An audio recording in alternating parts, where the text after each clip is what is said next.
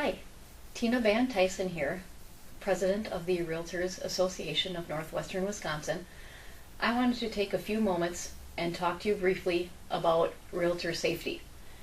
We are all aware of last year when a realtor was lured to a vacant home, taken from her vehicle, and was later found that she was killed. This past weekend, last Thursday actually, there was another incident involving a female realtor in California where she was asked to show a property, and it turned out to be a vacant model home in a new subdivision, so there were no other owner-occupied homes around, and she was actually held at gunpoint by her captor for about an hour. The captor turned out to actually be a registered sex offender, and she luckily was able to get him outside of the building where she locked the doors, and so he was able to drive away. She called for help. He later was arrested, and that's when they discovered that he was a registered sex offender.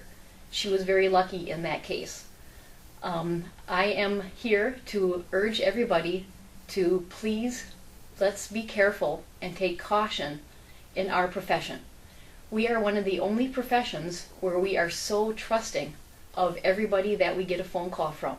We get a phone call about a property, we get the buyer's name, sometimes just their first name, but we schedule an appointment to go out and show them that property and meet these people there, these buyers that we don't know, a lot of times the first time at a vacant property.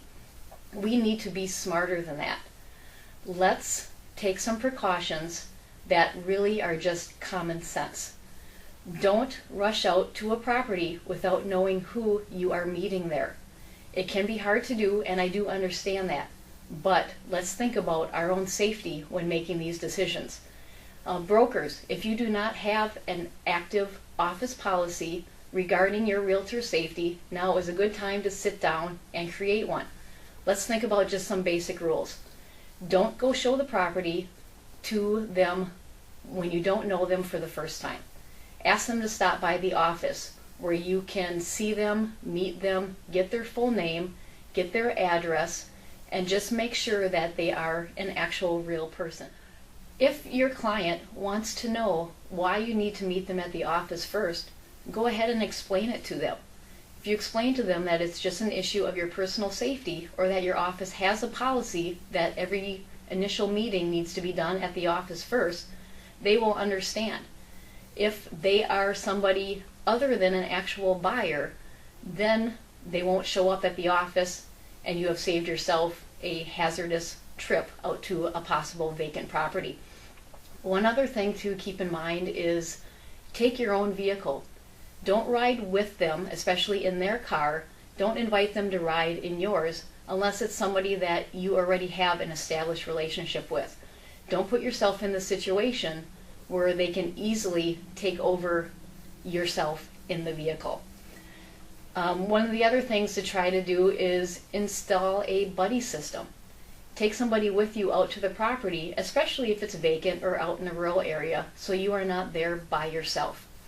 If that is not possible to do, let somebody know where you are going, the person's name that you are meeting, and how long you think it should be. Have a plan before that for somebody from your office or somebody that you know to call you perhaps 10 minutes or so after your showing. Take your cell phone with you and have it there on yourself and in your hand at all times inside the house. Nowadays, when everybody having a phone, nobody is going to think that that's anything out of the ordinary. And it also shows the person that you have your phone ready and there to use if you need it. Have it arranged so that somebody will call you while you are there, or make it possible for you to call if you have kind of a funny feeling about the person that you're with. Our instincts usually prove to be correct. If the person is giving you an uneasy feeling when you're at the house with them, chances are there's a reason for that. Have your phone, call somebody, even have it be a fake phone call. Have a conversation going where the person can hear you saying that there's another realtor expected to be there at the property to show it in 10 or 15 minutes, or pretend that you're making arrangements to meet somebody in 10 or 15 minutes after your showing. If they think that you're not going to be alone for any longer, they might think twice about any other plans that they had in mind.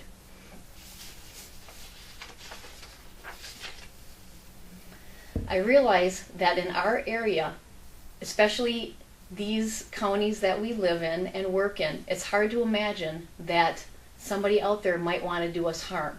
These things happen in big cities, big populated areas. Nothing like that could ever possibly happen here. But as I've sat down and had conversations with realtors, especially lately about the subject of safety, one thing that I've learned is that we all have some type of story where somebody gave us a funny feeling or somebody asked us a strange question. Having a phone call to see a vacant property, and when we say no, that buyer never calls us back. These things do happen, and they have happened in this area. And we need to really take precautions to not give it the opportunity to develop into a larger news story that we see or hear about on the news. On the downside of more of these instances being broadcast on the news, it is also becoming known that realtors are an easy target. We're not the only people watching the news. The bad guys are watching the news also. And as they pick up these stories, it's sad to say that they're getting ideas that perhaps, if I want to kidnap somebody, a realtor is going to be an easy target. Let's just be careful out there and make sure that we are staying safe. So let's be smart and stay safe out there when doing our job.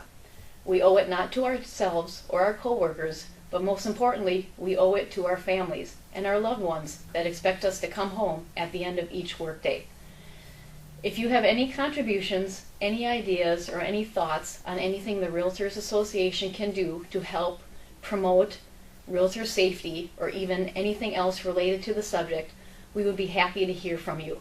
Send us a message, email, send it to me, send it to our board office.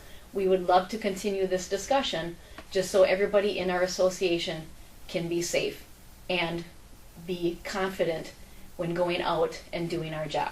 Thank you.